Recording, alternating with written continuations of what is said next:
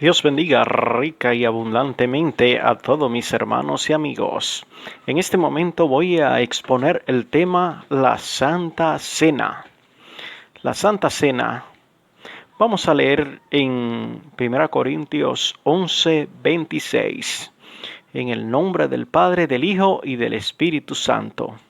Así pues, todas las veces que comiereis este pan y bebiereis esta copa, la muerte del Señor anunciáis hasta que Él venga.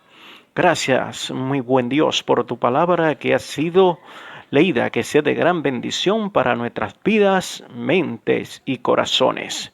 Que tu palabra corra y sea glorificada y traiga bendiciones a quien pueda escucharla. En el nombre de Jesús. Amén.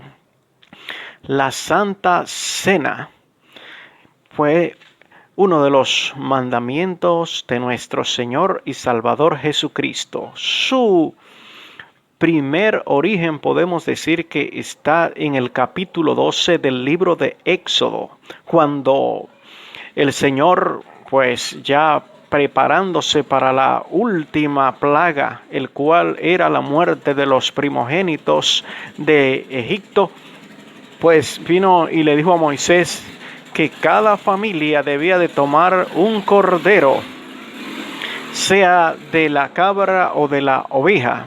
Y esa noche, el día 10, pues le dijo y debían de comerlo.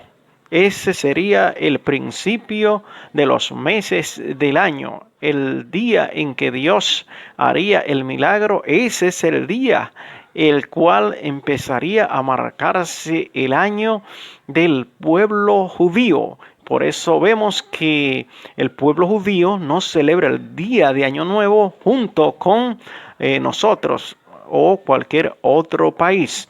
Y le dijo, miren, si la familia fuese muy pequeña que no pudiesen comer la carne asada, entonces deben de tratar de juntarse más de una familia y comerlo. De su sangre ustedes van a poner en los dos postes de las casas y en el dintel también. Cuando el ángel de la muerte pasaría por aquel lugar, pues no le haría daño entonces a el primogénito de los hijos de Israel. Nuestras casas, nuestras vidas deben siempre de estar pues señalada con la sangre de Cristo que nos limpia de todo pecado. Le dijo que debían de comerlo con hierbas amargas y con panes sin levadura. El pan sin levadura es símbolo de pureza, símbolo de santidad, símbolo de que la persona no está en pecado, no está haciendo cosas desagradables ante la presencia del Todopoderoso. Aquí vemos ya el versículo leído, pues más adelante vamos a tocarlo. Algunos nombres que se le dan a la Santa Cena. Eucaristía, griego, del griego acción de gracias, o Santa Pascua, Cena del Señor, Mesa del Señor, Santa Cena. En sí, todo lo que conlleva a la Santa Cena, pues ha sido de una forma u otra pintada en cuadro y se ha seguido desde que Cristo, y no solamente desde que Cristo lo hizo, que en la última cena, como se le llama, sino que desde que el Cordero Pascual fue sacrificado como símbolo de la liberación, así también nosotros lo hemos seguido practicando como nuestro Cristo fue ya nuestra Pascua ofrecida por nosotros y simboliza el sacrificio de Cristo en la cruz del Calvario, cuerpo y sangre de nuestro Señor Jesucristo. No es literal, es un símbolo, como está la constanciación o transustanciación, que ambas aplicaciones no son buenas. Podemos decir que es un símbolo el cual representa el sacrificio de Cristo en la cruz. Esto pues nos habla de la unidad de la iglesia, del sacrificio de nuestro Señor Jesucristo, por ende, de su resurrección y segunda venida. Es la ocasión de medir nuestra relación con los hombres y con Dios, de tal manera que cuando se convoca a una Santa Cena, se anuncia con antemano para que la persona vaya cada vez meditando en su vida y consagrándose, porque es un acto de consagración. Además de que es de consagración, podemos decir que no es como se hacen algunas comelonas y que se hacían algunas comelonas en la iglesia primitiva. Cada cual llevaba su comida, su manjar, y empezaba a comer con un acto de glotonería. Gloria al Señor. Y luego que esto sucede, entonces podemos decir que se fue con el tiempo transformando hasta lo que hoy nosotros vemos. En ciertas iglesias le llaman la primera comunión. Nosotros siempre le llamamos Santa Cena, y es dada a personas bautizadas que se han arrepentido y que ya tienen memoria de lo que dice las Sagradas Escrituras, la cual debe ser utilizada o comida con una mente clara de que estamos bien delante de su presencia, que ya hemos meditado, de no hay adulterio, no hay fornicación, no hay en sí nada que desagrade al Padre Celestial.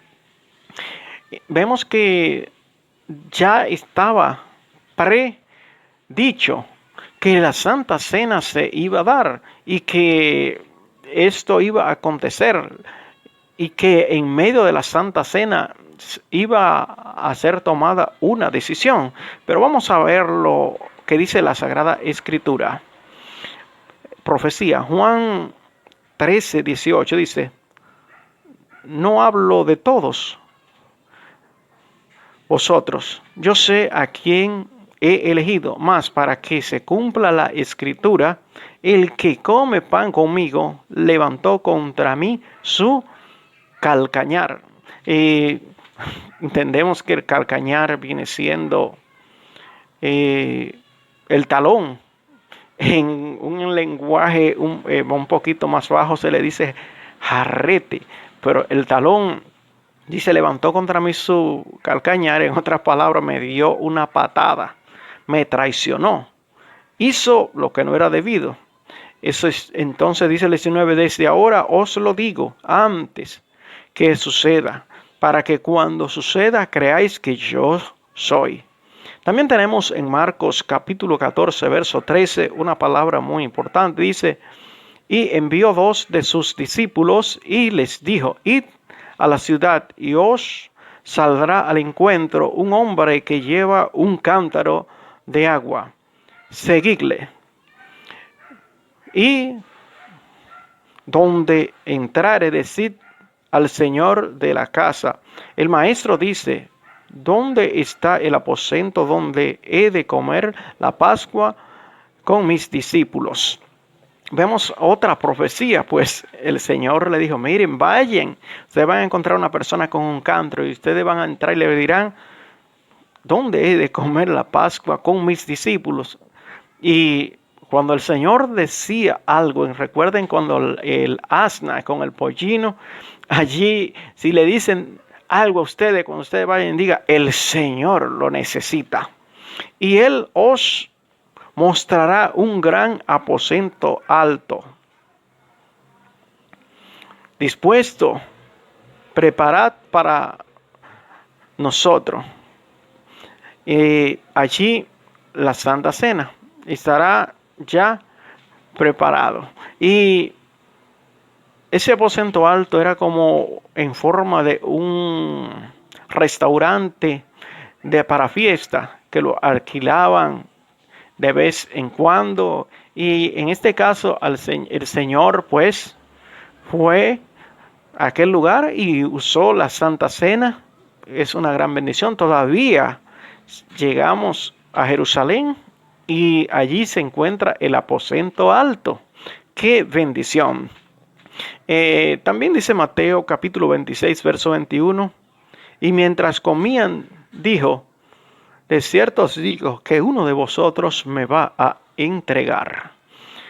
Eh, el Señor sabía todas las cosas y quiero decirle que todo hombre que se mantiene en la presencia de Dios, Dios le revela grande misterio. Y no podemos hablar de la Santa Cena sin hablar de ese desagradable momento. Y quiero informarle a ustedes que el pastor o ministro que está oficiando el acto solemne de la Santa Cena puede en cualquier momento pues decirle a las personas cuál debe ser la actitud de tomarla, pero si la persona va y la toma, no debe ser un rompecabezas, o si alguien que sabe que esa persona está mal, no debe ser un rompecabezas para el pastor. El mismo Judas estaba en desobediencia y aún así fue a tomar la Santa Cena, que es la comunión del Señor y también representa la comunión del pueblo uno con los otros y con el Señor. Aquí tenemos el caso de Judas. Vamos a utilizar un poquito este personaje que podemos decir que protagonizó este evento al junto de los demás discípulos. Dice en Juan 12:6, pero dijo esto no porque se cuidara de los pobres, sino porque era ladrón. Y teniendo la bolsa, sustraía de lo que se echaba en ella. Judas era ladrón y de lo que se echaba en la bolsa, él sustraía. Muchas personas hablan que Jesús nunca pidió dinero, que nunca pidió ofrenda. Públicamente los discípulos no escribieron nada, pero había un grupo de personas, especialmente mujeres, que sostenían el ministerio de Jesús, y Judas tenía esa bolsa y guardaba y sustraía, robaba de lo que se echaba en ese lugar. Quiero decirle también que los discípulos y el Señor Jesús en ese momento no eran los indicados para hablar de ofrenda ni para hablar de diezmo, ya que no tenían una iglesia organizada, simplemente estaban predicando y cuando tenían que ir al templo, ellos hablaban, testificaban, pero nada iba a un cofre o un alfolí que ministrara el Señor. Y que aunque era y es el profeta de Nazaret, el Rey de Reyes y Señor de Señores, pues en ese momento otras personas eran los que administraban. En ese caso, los sacerdotes y las personas que estaban en turno en ese momento en el templo de Jerusalén o las sinagogas. Por lo tanto, no fue en ese momento el momento de ellos. Más adelante ya Pablo sí pudo hablar un poquito, algunas pinceladas, y no como pastor, simplemente habló como un misionero y dice: apártense alguna ofrenda, porque a los misioneros no se le da otra cosa sino ofrenda. Continuamos. Juan 13:2. Y cuando cenaban, como el diablo ya había puesto en el corazón de Judas Iscariote, hijo de Simón, que le entregase, no habló de todos vosotros, no hablo de todos vosotros. Yo sé a quién he elegido, más para que se cumpla la escritura: el que come pan conmigo levantó contra mí su calcañar. Ya entonces vemos que ya él había levantado el calcañar y ahí el Señor dijo: hey, el que mete la mano aquí a donde yo estoy comiendo ya me traicionó. Levantó su calcañar. Puede ser que se den algunos casos que personas que estén en una congregación estén como el hombre del sofá. Vino y iba a entrar un sofá o sacarlo a la casa y empezaron a entrar, alguien fue a ayudarle, y eso era lucha y lucha, y no pudieron, y dice, wow, no pudimos entrar al sofá. Y la persona dijo, ¿quién dijo que yo quería entrarlo? Era sacarlo hacia afuera, o viceversa. Había fuerza contraria. Hay veces que hay en congregaciones personas que están empujando para que la obra eche hacia adelante, y hay otros que están empujando hacia atrás. Y el pastor o evangelista quiere seguir hacia adelante. Ellos oran por que el pastor se vaya. Entonces se forma en ese momento, podemos decir, una turbación, el cual detiene la obra del Señor. Y es necesario que el pueblo empiece a meditar y a pensar en lo que significa estar de acuerdo e ir en una misma dirección. Por lo tanto, gloria al Señor. El Señor sigue diciendo en Mateo 26, 23. Entonces, él respondiendo dijo, el que mete la mano conmigo en el plato, ese me va a entregar. Mateo 26, 25 por su parte dice, entonces respondió Judas, el que le entregaba, dijo, ¿soy yo, maestro? Le dijo, tú lo has dicho. Él sabía que ya había hecho una componenda para entregar al Señor, y aún seguía como que nada le estaba aconteciendo o pasando. Pero sí, Judas, ya tú había traicionado al maestro, ya tú estaba en pecado, tú estaba en desobediencia. ¿Por qué entonces hace esa pregunta? Y hay personas que hay que directamente dejárselo al Señor, porque nunca confiesan la realidad, ya que no todo el tiempo la persona tiene todas las pruebas, pero es mejor que voluntariamente, digamos, hemos pecado, como dijo el hijo pródigo, contra ti y con el cielo, y contra el cielo. Por lo tanto, vemos que el Señor siempre conoce todas las cosas y Él quiere que todo sea ordenado. Y en los Corintios, mis hermanos, había un abuso. Ya vamos a dejar a Judas por su parte, ya que hasta su cuerpo tuvo un sufrimiento más allá de lo que un humano puede decirse, ya que al parecer ni familia tenía que le ayudase a bajar el cuerpo, ya que dice en Hechos que cayendo se derramaron sus entrañas. Quiere decir que nadie lo apió de donde se colgó. Y así es la muerte de la persona que trata de traicionar al maestro. Gloria al Señor. Y aquí vemos, hermanos, que en los Corintios dice que había un abuso de la cena del Señor, especialmente en el 11:17 dice, pero al anunciar este mandamiento que sigue, no os alabo, porque no os congregáis para lo mejor, sino para lo peor. Pablo dice, miren, ustedes no se están congregando para lo mejor, sino para lo peor. Cuando llega a la iglesia, ¿cuál es tu posición? Debe de haber una posición en la cual entramos. Lo primero es entrar cantando, contento, alegre. Luego arrodillarnos hasta que inicie el servicio. Y al salir de ella simplemente salimos contando lo mejor y lo bueno que Dios fue. Si vamos dispuestos todo el tiempo a recibir una bendición porque estamos buscándola, vamos a recibir. Y no sabemos a quién Dios va a usar en ese momento. Puede ser hasta una persona del banco para que se encienda el fuego de Dios.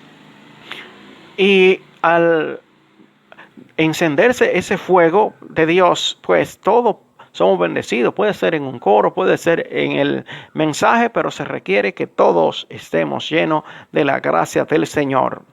Verso 18 dice, pues en primer lugar, cuando os reunís como iglesia, oigo que hay entre vosotros divisiones, y en parte lo creo, porque es preciso que entre vosotros haya disensiones, para que se hagan manifiestos entre vosotros lo que son aprobados. Y él dice, hay disensiones, hay algunos momentos en el cual en el lugar que se debe adorar, lo que se escucha es desacuerdo. Lo que hay es personas que están discutiendo. Lo que vemos personas hablando, masticando chicle o comiendo más de lo normal. Verso 30.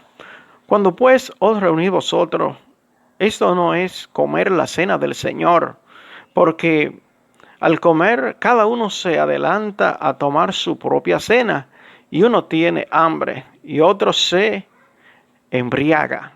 Bueno, quiero decirle que comúnmente es tradicional el pueblo judío utilizar el fruto de la vid.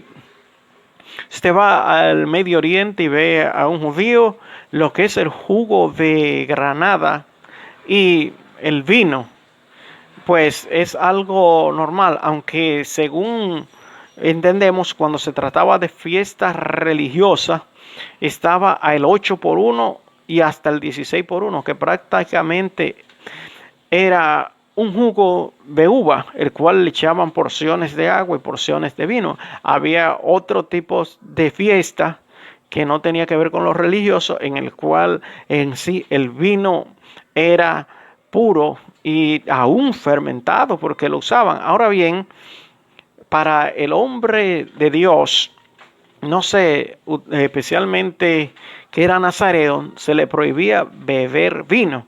Y la iglesia ha tomado postura de acuerdo al lugar donde está. Hay lugares que utilizan un poquito de vino para digerir los alimentos. Hay lugares que es herméticamente prohibido.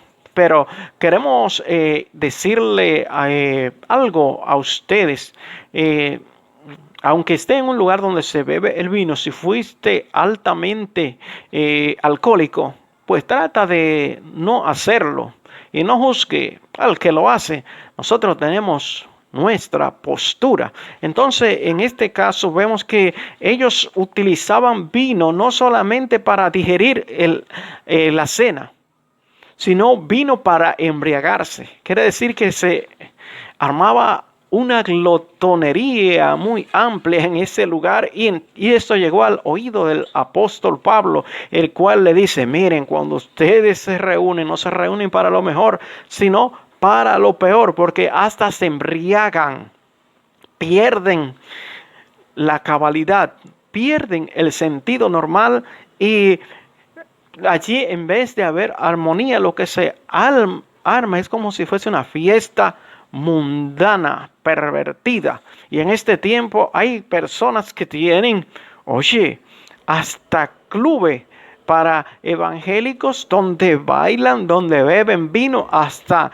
emborracharse. Y todo esto es principio de gozo, pero en la carne. Hay que buscar el rostro de Dios porque Cristo viene pronto. El verso 22 dice, pues, ¿qué?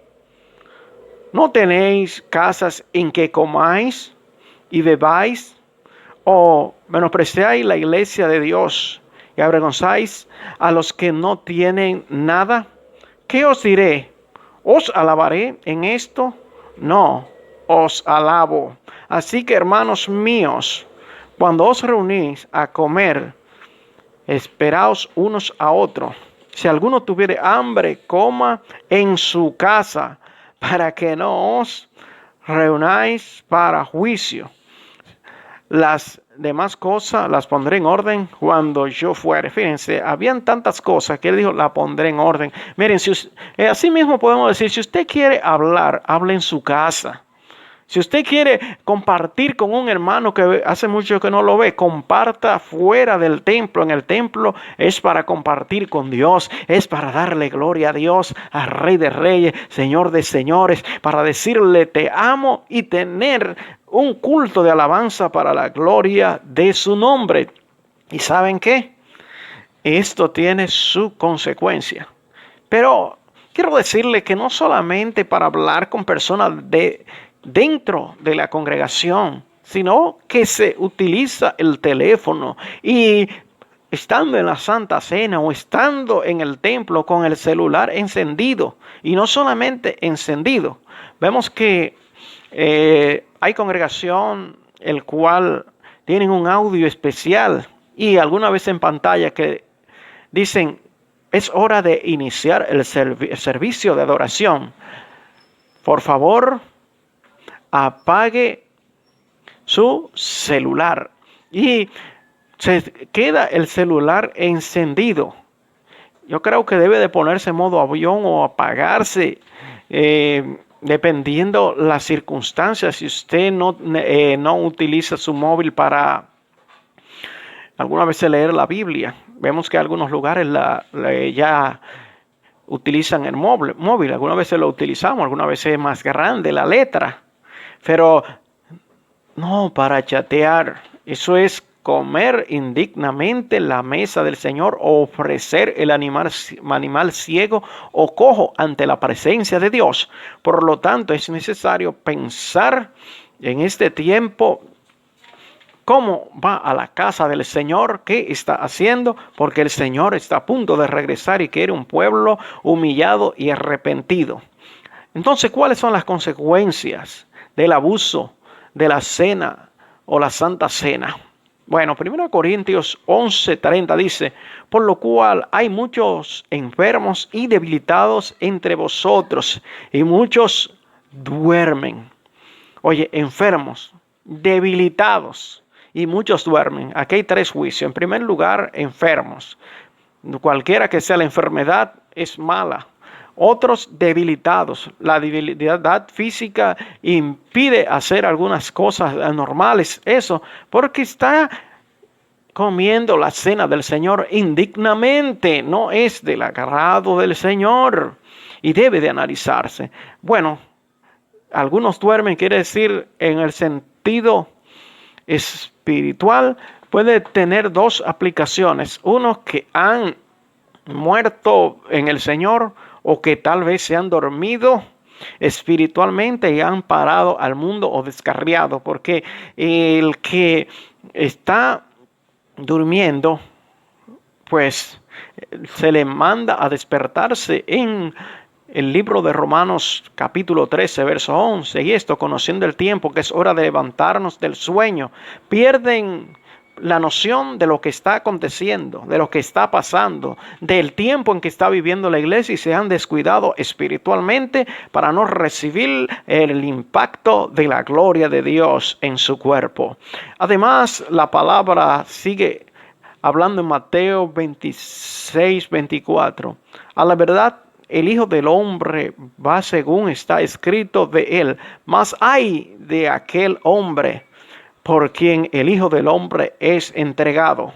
Bueno le fuera a este hombre no haber nacido. Y arrojando las piezas de plata en el templo, ahí estoy en el 27:5, salió y fue y se ahorcó. Otra consecuencia de Judas. Comió la cena del Señor indignamente y esto le produjo después un arrepentimiento, pero ya era tarde. Fue y se ahorcó. Ahora vamos a entrar en lo que es un análisis personal o un examen para ver cómo estamos. Mateo 26:22. Y entristecidos en gran manera, comenzó cada uno de ellos a decirle, ¿soy yo, Señor? Ahí vemos que el Señor dijo, uno de ustedes me vas a traicionar. Y la mente del ser humano es muy débil. Y al ser tan débil, siempre trata de cuestionar si ellos le dijeron, ¿soy yo, Señor? Quiere decir que hay veces que tenemos que arrepentirnos, aunque nosotros no estemos mal. Tratar de aclarar que el Espíritu Santo pase la mano por nuestras vidas y diga, estoy contigo, mi siervo, estoy contigo, mi sierva. No temas, avanza, ve a la esquina, predica, sigue orando, sigue buscando, levántate. ¡Wow! 1 Corintios 11:27. De manera que cualquiera que comiere este pan o bebiere esta copa del Señor indignamente, será culpado del cuerpo y de la sangre del Señor. Oye, tremendo. 28. Por tanto, pruébese cada uno a sí mismo y coma así del pan y beba de la copa. Nos manda a que haya una prueba en nosotros primeramente y luego entonces comamos el pan. Porque el que come y bebe indignamente sin discernir el cuerpo del Señor, juicio come y bebe para sí. Wow. 31. Si pues nos examinásemos a nosotros mismos, no seríamos juzgados. Mas siendo juzgados, somos castigados por el Señor para que no seamos condenados con el mundo. Aquí habla de esas cosas. Por lo tanto, aquí ya casi en conclusión nos dice todas las veces. 1 Corintios 11:24. Y habiendo dado gracias, lo partió y dijo: tomad, comed, eso es mi cuerpo, que por vosotros es partido. Haced esto en memoria de mí. Me gusta este pasaje porque el Señor en ningún momento se entristeció y dijo: no. Yo elegí estos 12 discípulos. Y mira, este me traicionó. Pedro me negó. No. Él seguía normal, porque el hombre de Dios que está conectado con Dios no deja que las traiciones lo depriman. Él levantó su mano y dio gracias a Dios y luego partió el pan. Y aún al que lo traicionaba le dio pan. Cuando alguien te traicione, dale pan. Cuando alguien te traiciona, dale algo que lo satisfaga. Y eso fue lo que hizo Cristo con Judas, que le dio pan. Y le dio pan a Pedro, y le dio pan a los otros, le dio pan a todos. Y tuvo ese ánimo de decir: gracias, Padre eterno, de la forma en que él lo alababa, lo bendijo. Y ahí partió el pan. Luego el verso 25 dice: asimismo, tomó, siento la presencia del Señor. Tomó también la copa después de haber cenado, diciendo: esta copa es el nuevo pacto en mi sangre. Haced esto todas las veces que la bebieres en memoria de mí. Oye, todas las veces que ustedes beban esa copa, háganlo en memoria de mí. Y esto demanda un compromiso. 1 Corintios 11:26. Así pues, todas las veces que comieres este pan y bebieres esta copa, la muerte del Señor anunciáis hasta que Él venga. Esto indica claramente que cuando nosotros tomamos la cena, el vino y la cena, entonces tenemos un compromiso. Uno, anunciar la muerte, anunciar su resurrección, anunciar la venida de Cristo. En otras palabras, evangelizar, testificar a tiempo y fuera de tiempo de la grandeza del Señor y Salvador Jesucristo. Entonces, ahí vemos la actitud de Jesús que ya hicimos mención.